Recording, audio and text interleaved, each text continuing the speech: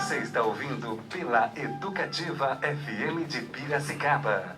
Programa Almanac 105, com a apresentação de Luiz Fernando Dutra. Muito bem, queridos ouvintes, estamos aqui de volta com o Almanac 105, conversando com Luiz Fernando Dutra. Eu sou Hélio Hintze e o tema violência, e lógico que sem ser circunscrito, né? Sem ficar preso, a gente vai passeando, tentando analisar diversas paisagens do nosso cotidiano, que eu acho que isso, educativamente falando, é extremamente importante. Eu queria fazer praticamente uma publicidade aqui, mas é um convite, né? Nós temos o nosso grupo de estudos em ética. Estava falando do grupo justamente por quê? Porque no grupo a gente não tem o hábito de se debruçar apenas num texto para ler o texto não é um grupo livresco que fica só no nível da leitura intelectual. Mas a gente não abre mão de ler, porque traz o pensamento de um outro autor para dialogar com os presentes. E, ao mesmo tempo, a gente traz, a partir da leitura, uma análise das coisas do cotidiano. E nós temos agora, com muita alegria, né? Estou muito feliz, é um grupo que começou esse semestre, mas nós vamos fazer o primeiro evento do grupo, que eu chamo de atividade de extensão, que vai ser um encontro no dia 30 desse mês, 30 de maio, às 19 horas, lá na Páscoa, né? Isso. Avenida Independência, número 1146, e lá nós vamos discutir a questão da ética, a questão da dignidade humana e a questão da violência, com um foco bastante interessante em violência doméstica e no abuso sexual de crianças e adolescentes. Por quê? Porque ontem, Isso, dia 18 de maio, foi o Dia Nacional de Combate ao Abuso e à Exploração de Crianças e Adolescentes. Não sei se você, ouvinte, sabia disso. Esse é um assunto delicado e que eu percebo que é sistematicamente jogado para debaixo dos tapetes da vida. Ninguém quer falar disso.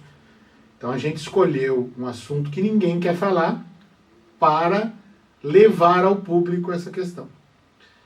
Por que escolhemos isso? Porque eu entendo o seguinte, reflita comigo aí, veja se todos nós que estamos aqui falando, que estamos aqui gravando, que estamos aqui secretariando, e você que está aí ouvindo, todos nós lá no fundo temos esse temor da violência doméstica e do abuso de crianças e adolescentes.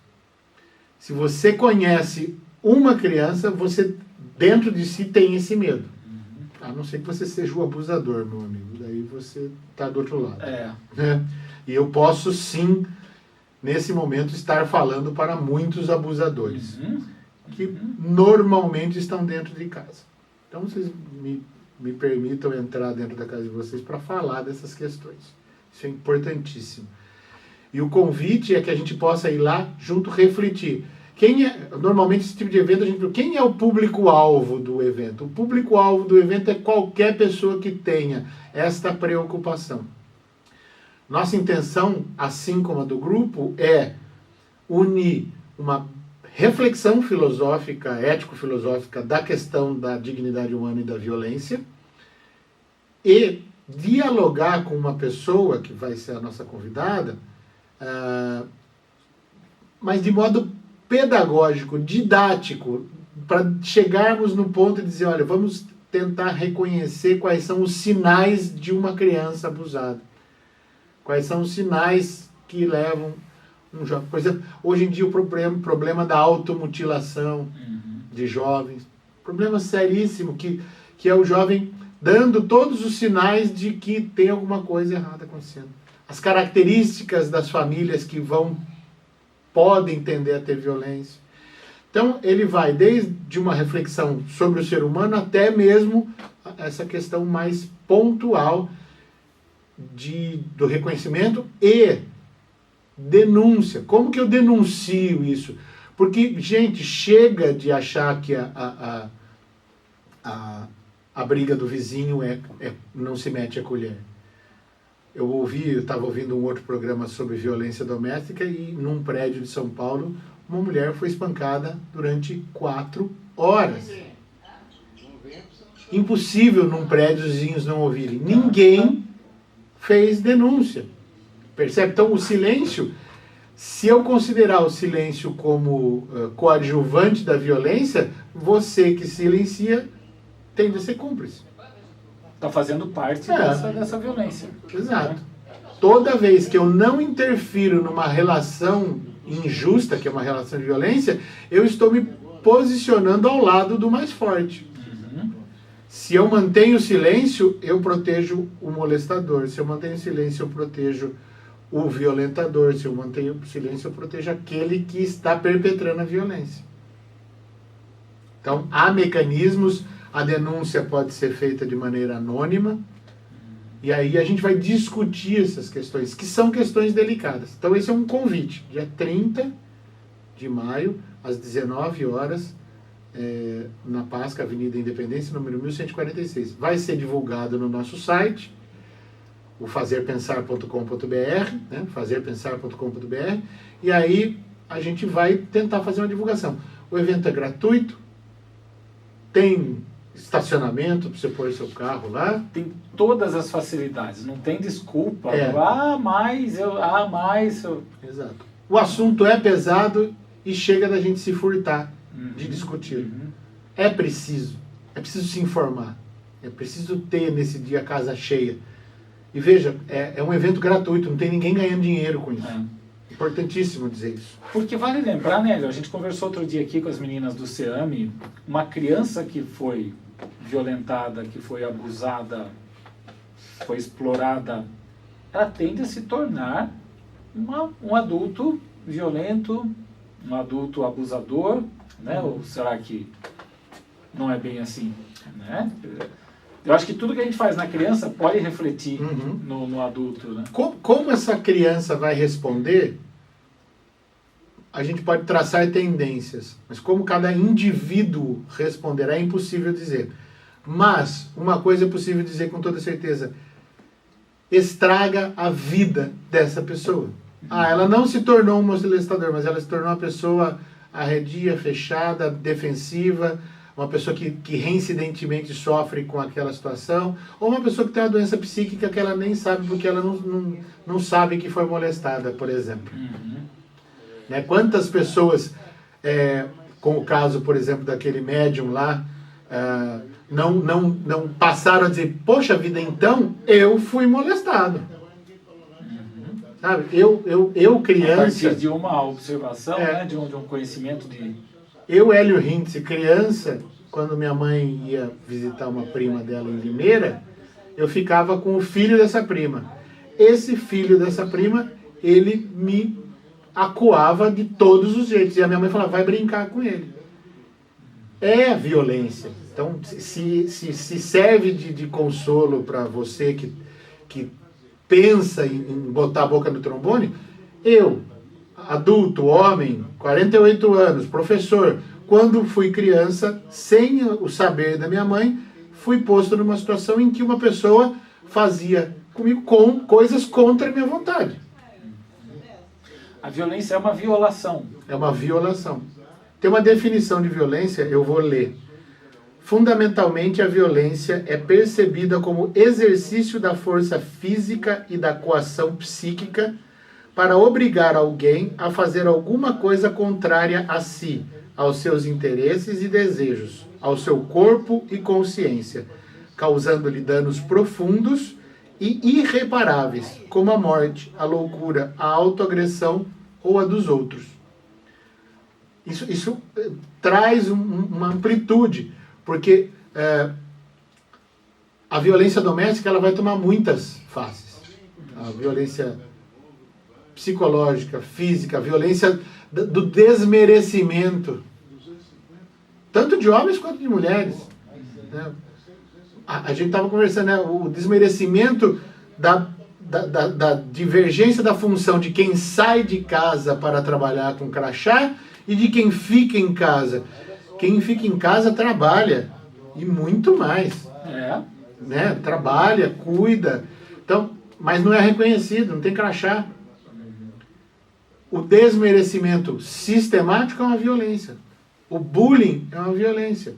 O assédio moral é uma violência. O trote universitário é uma violência. Não, é só uma brincadeira. Não, é uma violência. Existem estudos, a tese de livre docência do meu ex-orientador é um estudo profundo sobre o trote universitário, que não é uma manifestação superficial, é a manifestação da cultura psicológica de uma instituição.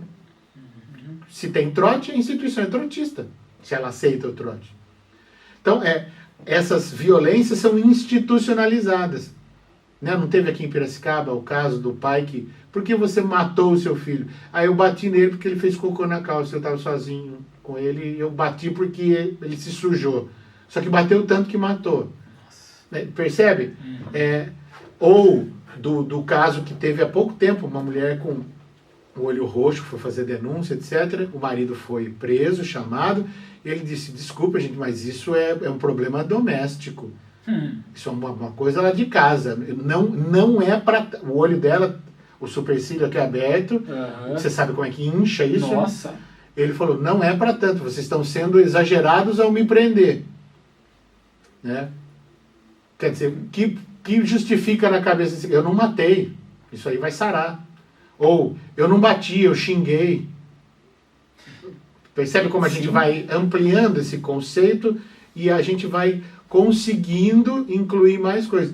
Então, colega querido que ficou argumentando para desmerecer o feminicídio. O feminicídio é o homicídio de um corpo baseado nele ser uma mulher. A violência foi contra uma mulher, não é um assalto, não é uma vendetta, é um espancamento, porque a condição da mulher estava posta como motivação daquele assassinato. Nossa. E a gente precisa colocar isso muito claro. E se é que eu posso chamar assim, as pequenas violências, né? Porque muitas vezes a pessoa fala, eu quero assistir um filme. Não, mas esse filme é violento, vou pôr uma comédia. Os Três Patetas, né? Você quer coisa mais violenta que os Três Patetas. Eu acho que a comédia sempre vai ter a violência. Sim. Porque sempre vai ter uma vítima. Claro. Né? Que vai Você lembra dos Três Patetas? Lembro. Eu nunca gostei. Porque eles se batiam. Tapas na cara, soco na cabeça. Era extremamente violento. As pegadinhas, né? Mas é engraçado. Poxa, mas você colocar uma pessoa numa situação muitas vezes humilhante, e muitas vezes você pode estar mexendo com uma pessoa que tem um problema de saúde, que pode... É um ato de violência também. Poxa, mas não pode fazer mais nada? Não. Acho que a gente tem que pensar realmente no que a gente pode brincar, no que a gente... né? Isso leva a uma coisa que acho que, até para começar a caminhar para encerrar, né? Não sei como nós estamos aí, que nós temos ainda... 6 minutinhos. 6 minutos. 5 e meio, né? vai 5 e meio. Para começar a encerrar, para a gente pensar o seguinte, a violência contra... A violência contra o ser humano, a violência contra um animal, a violência não é um ato desumano. Né? O ouvinte está chocado agora. É um ato humano, porque a violência é humana. Nós não somos bons por natureza. Nós temos uma natureza agressiva. A psicanálise mostra isso. O ódio é um sentimento mais primordial que o amor. O amor precisa ser formulado. Você discordou de mim, querido ouvinte? Então pense na relação dos seus 2 filhos aí. Se deixada sem nenhuma intervenção, eles vão se amar ou vão se estapear? Por qualquer diferença. Né? A violência é humana. Mas eu não posso aceitar com essa minha fala e justificar e dizer, tá vendo? Não, eu sou homem, por isso eu tenho um instinto que me levou, ela estava de saia, e aí a culpa é dela porque eu não consigo me segurar. Não, a violência é nossa. Só que se você não consegue segurar a sua violência, você tem que ser recolhido. porque é necessário que a gente seja senhor desse para não extrapolar isso. E aí entra uma série de loucuras nossas, de neuroses nossas mesmo. Porque o impulso, vamos voltar ao supermercado, é uma coisa, você se relaciona com aquele que te é superior, você baixa a cabeça. Com aquele que você julga inferior, você despeja. Por quê? Porque é uma violência represada. Você precisa dar vazão a essa violência. Então, o campo de futebol. O campo de futebol, o campo não. O jogo tem violência e a torcida tem violência. A torcida vibra, vai à loucura se vê uma briga. É Coliseu. O que o Coliseu explorava? A violência que é instintiva, que é da humanidade. Nossa luta é contra, é tentar botar esse bicho no lugar. Veja, eu tenho um desejo, vamos falar do molestador. O molestador tem um desejo, e veja que necessário refletir sobre isso. E ele, por ser mais forte, ele usa da força física, psíquica, etc., ele coage o outro a ser objeto do desejo dele, e não sujeito do desejo. Quando você encontra uma outra pessoa, vamos, ai que delícia, fechou a porta do motel lá, vocês podem subir no lustre, vocês podem fazer o que vocês quiserem, porque estamos de comum acordo. Quando eu me aproprio do corpo de outro, é a força física, a força psicológica, a força da minha autoridade, eu estou violentando a condição de sujeito, de ser humano, de ser racional, de singularidade dessa pessoa. E essa pessoa é neném e essa pessoa é idoso, de 90 anos. Essa pessoa é a mulher que te disse, meu amigo, não, hoje eu não quero nunca, eu não te quero, acabou. A partir disso é assédio, a partir disso é violência. Ai, que sociedade de mimimi. Não, é uma sociedade que está cada vez mais tentando respeitar aqueles que historicamente foram construídos como menos. A mulher, o negro, o preto, o gay, etc. Então, a violência, vamos fazer o exercício de localizar a violência. Ninguém, por mais alta patente que tenha, né, de poder, pode dizer que é proprietário. Exato. Não, ou da população, né? De falar, vem fazer com mulher. Não venha fazer com mulher. Exato, não, foi ridículo. Um negócio, uma violência. E é uma violência institucionalizada. Né? Uma violência declarada pelo poder público. Porque não adianta, não dá para separar. Foi o Estado que disse isso. Né? Foi o Estado brasileiro que disse isso e colocou a mulher... Tanto é que as OABs do Brasil inteiro estão promovendo peças dizendo o Maranhão está aberto aos turistas. Está disponível para o turista. A mulher maranhense não. Tentemos, então, localizar a violência em toda a ação que torna o sujeito objeto. Quando o sujeito ele é dotado de autonomia, ele é um ser em si, como diria Kant, um filósofo complicadíssimo, que eu sempre brinco que Kant, I can't understand, né? É tão complexo que ele é, mas tem que pegar uma ideia dele que é a dignidade humana vou citar Kant aqui, se der tempo. De uma maneira geral, todo ser racional existe como fim em si mesmo, não só como meio para o uso arbitrário desta ou daquela vontade. Então, cada pessoa encarnada, cada singularidade é um fim em si mesmo. Ninguém pode ser meio. E ele diz, ninguém pode ser posto um valor. Então, ele critica com isso a escravidão, mas ele critica também com isso você, consumidor, que acha que vai lá e trata o outro como menos porque ele está incluso no preço. Você está tirando esse cara da dignidade humana. Você que ofende qualquer pessoa por qualquer tipo de ofensa que tenha como nome um animal, você está demovendo essa pessoa do campo da dignidade humana. Eu já falei isso várias vezes aqui. Analisem as ofensas. As ofensas contra a mulher são sempre de conotação de pejoração sexual, e as ofensas contra o homem ou acabam indiretamente ofendendo a mulher, ou vão falar da potência sexual do homem, que não é aquelas coisas. Então, tratar o outro com dignidade. É um exercício diário. É assim que a gente vai combater a violência.